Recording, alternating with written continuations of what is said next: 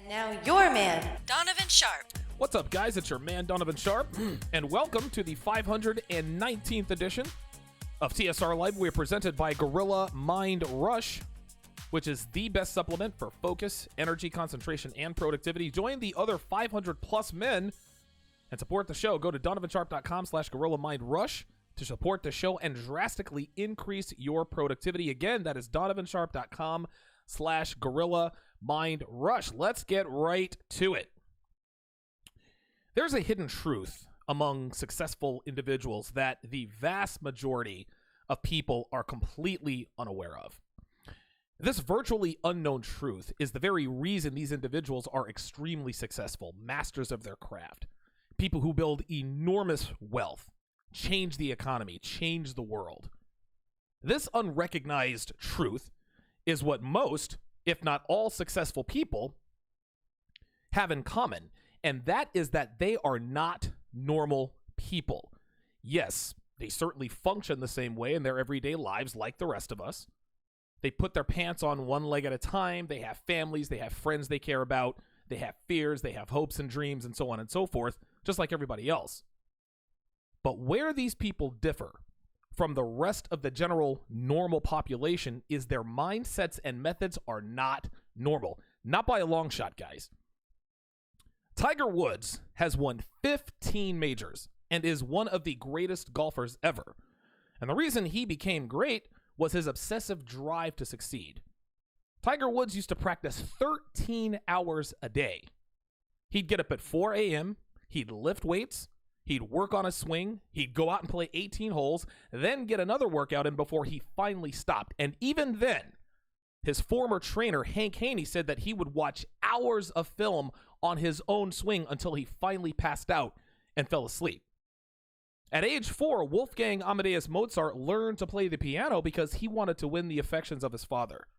He threw himself into music, and over the next decade plus, this kid logged over 15,000 hours of practice, and he became one of the greatest composers the world has ever seen at the age of 14. Mozart didn't play outside with his friends like normal kids did. He played the piano and composed masterpieces. Tom Brady is the greatest quarterback ever, and he still thinks of himself as that skinny kid out of Michigan who was passed over by 32 NFL teams 6 times before becoming the 199th player drafted in 2000. Brady's draft position still gives him a psychoneurotic compulsion to prove his detractors wrong to this day, and the draft was over 2 decades ago. The point is, guys, is that anyone in this world who has accomplished great things are not normal people. The way they think and the way they do things is simply different from most individuals. The measures they take to accomplish greatness are unfathomable to normal people. These people are mentally unsound compared to normal people. That is the price that comes with greatness. That is the cost of becoming transcendent. You don't win 15 majors by being average or typical. It's impossible to become a prodigy by doing the ordinary things that ordinary kids do. Winning 6 Super Bowls doesn't happen if you're mentally stable and grounded. To accomplish the kind of things that men like Bill Gates accomplished requires an unhealthy obsession with success. There's no other way around it. I'll tell you a quick story here. When Devin and I first started dating, there was a situation that came up. Minor situation, but important enough to grab my attention and cause me to take immediate action.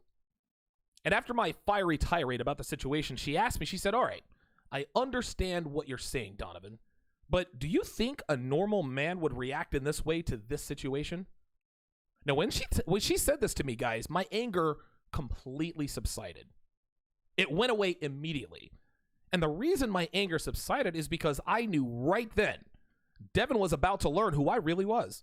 She was about to find out that I'm a man who walks the walk that I talk. I knew that this was the very moment that she was going to have to make a decision that many other women before her had to make, which was to continue the training or go our separate ways. So I kind of looked at her and I smiled and I said verbatim, "Well, of course not." And if you expect me to act like a normal man, you are going to be disappointed. So now you have a choice to make, Devin. You can either have a normal relationship with a normal man, or you can be with me. Devin made her choice, and here we are 3.5 years later. Gentlemen, what you're going to have to understand is that if you want a good relationship with a woman, you're going to have to be different. You cannot be normal, not by today's standards. There are things you're going to have to do. There are things you're going to have to say. There are things you are going to have to be that are going to be viewed as not normal and unhealthy and toxic. Guys, there are so many forces working against men in terms of keeping us from doing what's necessary to have good and healthy relationships with women that anytime we deviate from what the world says is healthy and normal, we're called misogynists. We're called controlling. We're called possessive. And if you succumb to the shaming tactics of today's feminist infected culture, you've already failed before your relationship even begins, which leads me to today's topic. So a while back, Devin sent me an article entitled Jealous Boyfriend, What's Normal versus What's Unhealthy, and it was written by Ashley User. I think that's how you pronounce her name, Ashley User, who fashions herself a quote-unquote specialist in sex and dating, which means she's a hoe who blogs about her flings like every other female who sleeps around and can string two sentences together and put it on a website. Now, women like Ashley, they're a dime a dozen. Okay, she's attractive. She sleeps around. She has a blog. She's doing the digital nomad thing. She spends time in DC and New York in order to add more stories to her blog, which is another word for bodies. And she thinks that she's somehow unique or special because of this. The problem is, guys, is that there are so many women out here like Ashley that they influence most of the female population, which is one of the main reasons why most women sleep around and don't feel like they're doing anything wrong until, of course, they're in their early 30s and a man they're sleeping with says, you know, I've never dated an older woman before. What's it like being single in your 40s? Miss Uzer's mindset in terms of what she believes is normal and unhealthy in relationships is exactly why men like us are called names. And if a man does not have the conviction and the resolve to push forward and do what needs to be done to preserve the integrity of his relationship, he'll end up Googling, how can I win back my cheating girlfriend, which we all know is further prolonging the slow, painful death of his manhood. So let's go ahead and get started here and see what Miss Uzer says about normal versus unhealthy. If Disney gave us unrealistic expectations, she starts, for finding true love, Hollywood gave us unrealistic expectations for what a healthy relation looks like. Unfortunately, she says, tons of movies and TV shows portray boyfriends acting in obsessive, controlling, or borderline stalkerish ways as a sign that they really care about their female partner or crush. Growing up with these influences can make it easy for women to confuse warning signs as simply a signal that their boyfriend truly loves them, and unfortunately, this can be dangerous. If you're wondering if your boyfriend's jealous behavior is normal versus something to be concerned about, here are some guidelines. Ashley is talking out of both sides of her mouth in these first few paragraphs. She acknowledges that Disney movies and romantic comedies give women unrealistic expectations, but then she turns around and says that obsessive, controlling boyfriends are showing that they care about their girlfriends in a way that says this behavior is unhealthy and wrong. Now, don't get me wrong here, guys. Being an obsessive stalker is not normal within the confines of a sexual relationship with a woman, and not in a good way. We all know this. But when she says, but when she groups controlling with being an obsessive stalker, she's disingenuously putting them all into the same category. Men can't control women. I say this all the time. Women can do whatever they want, guys. But when a man gives his girlfriend choices that she doesn't like, she'll say he's controlling her behavior. Well, what she really means is that she wants to engage in the activity that he said would end their relationship, but still be in the relationship, which is every girl's MO. They want all the benefits of being in a relationship without any of the costs, including the consequences her boyfriend informed her of should she continue the behavior. So let's make one thing crystal clear here straight away. Obsessive and stalkerish are not the same as controlling as women describe it. All of that said, let's go ahead and take a look at what Miss Oozer has to say about what she feels is normal versus not normal. Normal, she says, wanting to hear about your day. Not normal, asking a slew of questions about your day that seem more about gathering information than interest in your life. There's a fine line, she says, between a guy who wants to hear about your day and a guy who sounds like he's interrogating you. A nice, what did you get up to today, can be great. On the other hand, when you go out one night and have to deal with your boyfriend asking who was there, how drunk you got, and if you did any dancing, it feels a bit off. A good rule of thumb is that if it feels wrong, she says, it probably is. Another way to gauge it is this. Does it feel like he keeps asking unnecessary follow-up questions that are fact-based? If he's asking something subjective, e.g., did you have a good time, it's normal, whereas something objective, e.g., what did you wear, is a sign of unhealthy jealousy. What Ashley is failing to mention here is that men don't interrogate their women out of nowhere for no reason. When Devin gets home from work, I'll ask her how her day went, and she tells me. I'm not going to quiz her on the details if I don't have reason to. The two examples she uses are on the opposite ends of the spectrum and also intellectually dishonest. For her to say that it's fine if he asks her about her day after work, but then she uses the extreme example of the club to point out unhealthy jealousy, for her to do these things, again, that is intellectual dishonesty. If a man's girlfriend goes to the bar or the club, of course he's going to ask who was there. Of course he's going to ask how drunk she got. Of course he's going to ask what she was wearing. He knows that getting all dolled up and going to a place where there are men and alcohol is an environment conducive to cheating. For her to say that it's unhealthy for a man to quiz his girlfriend in these situations is literally telling men that it's healthy to ignore the fact that she's putting herself on the meat market for a quick rental. Then she says if something feels wrong, it probably is. But what she doesn't realize is that this is a two-way street. If a man's instincts are telling him something's amiss, it probably is. However, what she's describing as wrong on the female side is simply the knot she gets in her stomach when her boyfriend starts asking her questions that require her to lie about what she really got up to that night. This is why saying that follow-up questions with follow-up questions that are fact-based, this is why she says they're unnecessary. So to avoid these situations, do not commit to women who go to bars or clubs, guys. I say this all the time. I don't care if she says she's not going to get up to anything. I don't care if she says she does it for fun. I don't care if she says she's doing it to blow off steam. Do not make her your girlfriend if she goes to bars or clubs. Period. Let's go to the next one. Normal, she says. Making a teasing comment about that sexy selfie you posted on Instagram. Not normal. Telling you he doesn't approve of you posting such revealing photos on social media. As much as I wish it wasn't, she says, it's pretty normal for guys to get jealous when their girlfriends post something sexy on the gram. Unfortunately, this is because of the way society treats men to see their female partners, so it's not totally your man's fault. A teasing comment like, damn, you must have been feeling yourself today is somewhat normal, although still not ideal. So even when he compliments on her picture, it's still not ideal. She just expects him to just not say anything when she's posting sexy pictures on Instagram. Unbelievable. She continues, however, when your boyfriend tries to control or have a say in what you post on your social media, that's when it starts charting into extremely unhealthy territory. If he communicates openly about his jealousy when you post certain things, talk to him about where the root of that jealousy comes from instead of simply acquiescing to his wishes. Chances are, once he tries to articulate the reason for his jealousy, both of you will realize that he has some things to work through on his own, and that it's not really about you. Oh my God.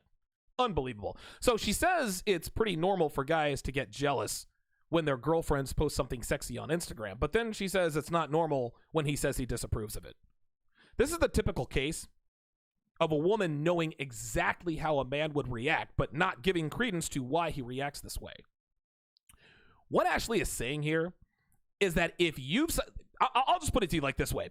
What she's saying here is that if you've signed, let's say, a 1-year lease to rent a home, and the homeowner of that house puts a for rent sign in the yard 3 months into your lease, that it's normal for you to be concerned, but not normal for you to bring your 1-year lease to the attention of the homeowner, letting them know that you've got another 9 months left on your lease and that they need to remove that for rent sign from the yard. Something that all girls know but never acknowledge is that posting revealing pictures on social media is advertising themselves. They never admit that. Now, ladies, if you're single, advertise away.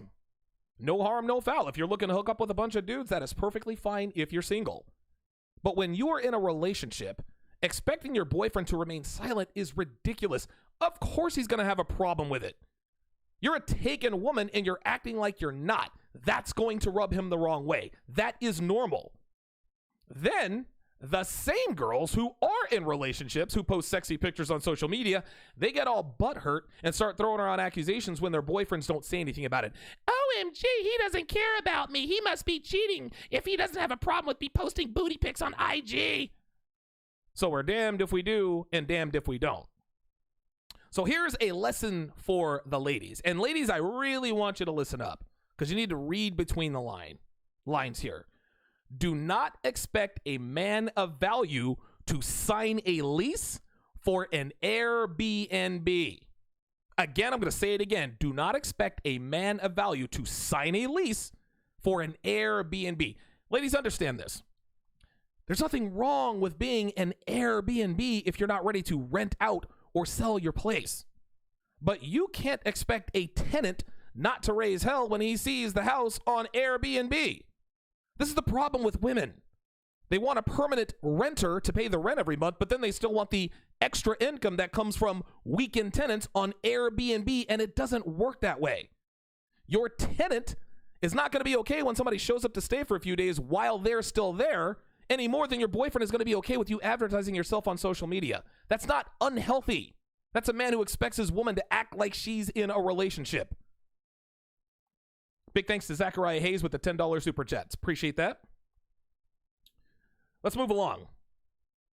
Normal, she says. Wanting to meet your friends. Not normal. Always finding a reason to tag along when you have plans with your friends and seemingly never giving you time alone with your friends. A telltale sign of a possessive partner, she says, is one that doesn't allow his partner to have alone time with her friends or even with her family. At the beginning of a relationship, it can seem like a great sign that your new boo wants to meet your friends and family. But if you notice that you seemingly haven't had any alone time with your BFF since dating your new boyfriend, it might be a sign he's trying to isolate you from your support system. Same goes for a boyfriend that wants to spend every waking moment with you. It may seem Romeo and Juliet, like she says, but it's actually a waving red flag that he's a controlling partner. This is where women feign ignorance about the kinds of people they surround themselves with, guys. Never, and I mean never, in the history of mankind has a man ever had a problem with his woman spending time with her married friends. If a man's wife or girlfriend has friends who are also in committed relationships with men they respect and love, and also make sure that they don't engage in activities that put their respective relationships in danger, he has zero issues with her going and hanging out with her friends to drink wine and watch movies at one of their houses while he has his homeboys over for a few beers to watch the game. But what Ashley is conveniently leaving out here is that most of the time, women have friends who are sleeping around or cheating on their boyfriends or husbands, and those are the women he has a problem with. Women are always crying about how a man is isolating them from their friends, right? They always complain about how a man isolating them from their friends is controlling and possessive, but they always conveniently leave out the part about their support systems being made up of banana gobblers who are always in her ear about, you can do better, girl. Come out with us Friday night. It'll be fun. It wouldn't hurt to get on Tinder just to see what's out there. She also uses what I like to call EFR, which is extreme false representation. She uses extreme false representation. She uses this technique when she says, spend every waking moment with you, to make women think that a man who wants to spend time with her is a red flag. Listen, I don't care how much a man likes a woman. No man wants to be with a woman 24/7. And if he does, it's not the kind of man that Ashley would date in the first place. She's trying to put beta traits onto alpha males, which is what every blogger who specializes in relationships do in just about every situation they talk about. So here's lesson number 1, fellas. If her friends are banana gobblers, do not commit. All the cliches apply here. Birds of a feather. You are the average of the 5 people you spend the most time with, and so on and so forth. Bad habits are easy to pick up, very hard to break. Good habits are hard to maintain and very easy to drop. And as we all know, women have no interest in doing what's difficult, even if it's for something they believe is worthwhile. Now, there are exceptions to the rule, but those exceptions aren't because of the women you're dating isn't like her friends. Oh, no. It's because she's decided that preserving her relationship with you is worth distancing herself from the friends who negatively influence her. But if you're dealing with a typical American woman, it would be foolhardy to expect her to choose you over her friends. She wants to have it both ways and expects you to allow her to have it that way. Let's continue.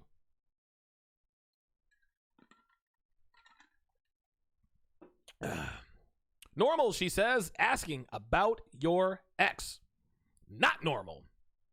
Asking you to block or unfriend your ex or any other male friends, coworkers, etc. If it was up to me, she said, we'd all talk about our exes on the first date, and I usually do. That's probably why she's still single. Someone's relationship with their ex and the way they talk about it can be a great way to learn what kind of partner they are. Just like a guy saying, all my exes are crazy is a red flag, so is any guy who asks you to block all communication with your ex. Even more so, any guy who wants to stop you from communicating with your male friends, coworkers, or other guys in your life. A healthy partner will support your friendships, even if they're with ex-boyfriends. A healthy partner will also trust you to communicate with members of the opposite sex without assuming the worst. After all, if he doesn't trust you, then why is he dating you? Oh boy.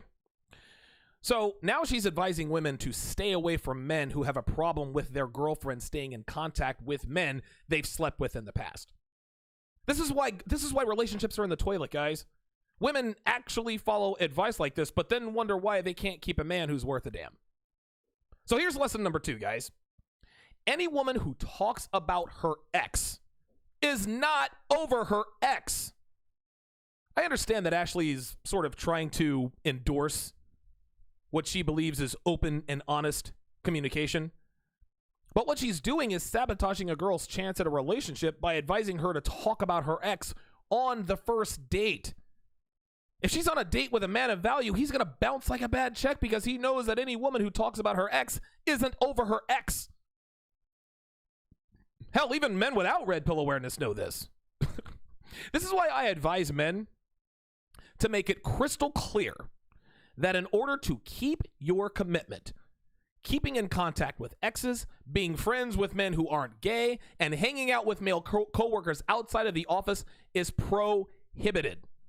Now, if she has a problem with these boundaries, cool. Listen, baby girl, keep talking to your ex. Stay friends with Dave, the unemployed garage band guitar player who may or may not have a tattoo on his junk. Go ahead and hang out with Kevin in the sales department after hours at TGI Fridays happy hour. Our arrangement will remain strictly sexual without commitment. No skin off your back. But if you try to be that healthy partner who supports her relationships and trusts her with members of the opposite sex, don't be surprised when she tells you she's going to Dave's concert with Kevin and hanging out with the two of them afterwards. Normal. Asking you who keeps blowing you up on Snapchat. Not normal. Asking if he can look through your Snapchat messages. Unfortunately, she says, while it seems like many of us have had a partner look through our phones, this is certainly not a healthy behavior. Jealousy is natural, and so is the curiosity that arises when our partner's phone keeps vibrating in the late hours of the evening. While asking who keeps blowing you up on Snapchat is still certainly the ugly green monster rearing its head, it's a natural and normal form of jealousy that your partner can learn to improve. Asking to look through your phone, she says, or worse, going through it while you're in the shower, is an invasion of privacy and a sign that your partner is not ready for a relationship. Oh boy.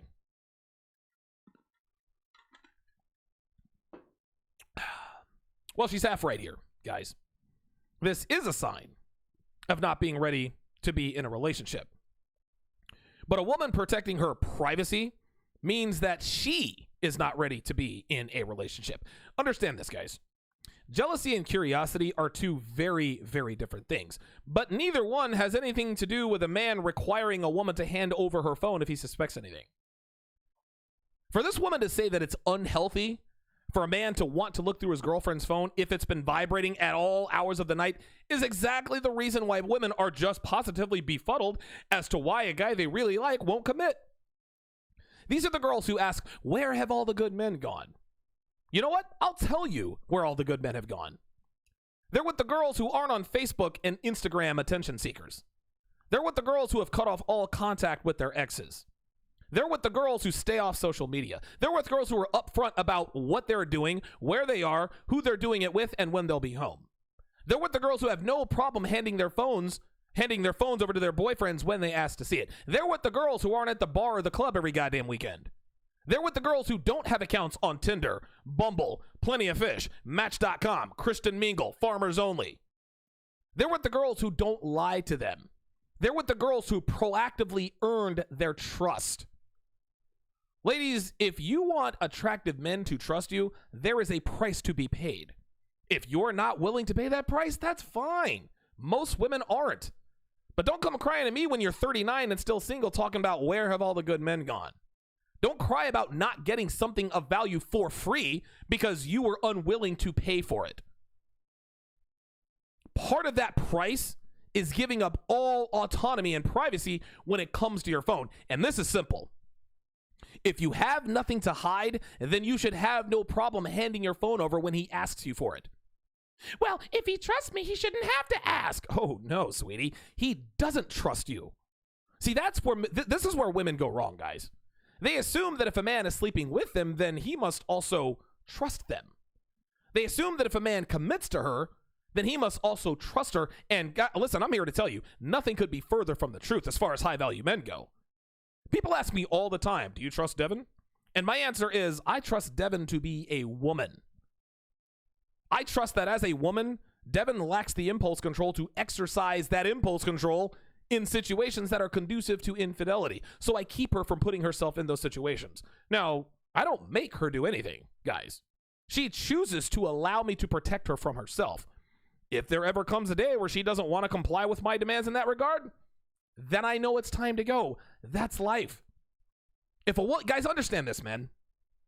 If a woman wants to cheat, she gonna cheat. That doesn't mean I'm gonna make it easy for her to cheat.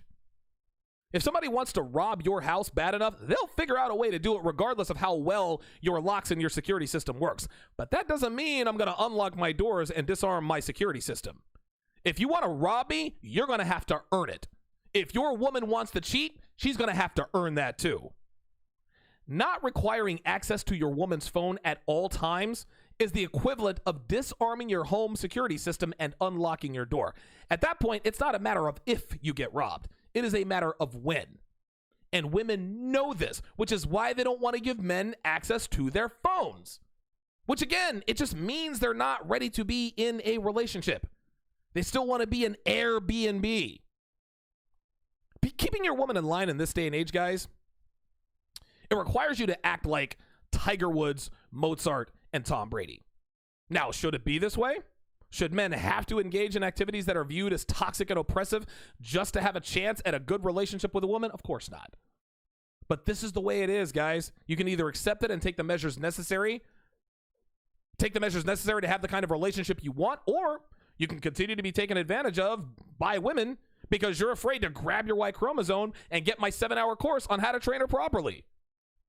The choice is yours, but understand this, guys. Understand this. People are going to shame you. People are going to call you names. People are going to tell you that you're not normal. Brady, Mozart, and Tiger are the same way. But the difference is, people aren't going to revere you for your toxic ways. Oh, no. They're going to tear you down for it. But the question is will you be man enough to tell these people to go fuck themselves and mind their own business so that you can continue living a life of dominance while being adored by the woman you selected to take this journey with you? Big thanks goes out to Fight Club Hamster. with the $25 super chat. Says, love your content, bro. Keep up the good work. I appreciate it.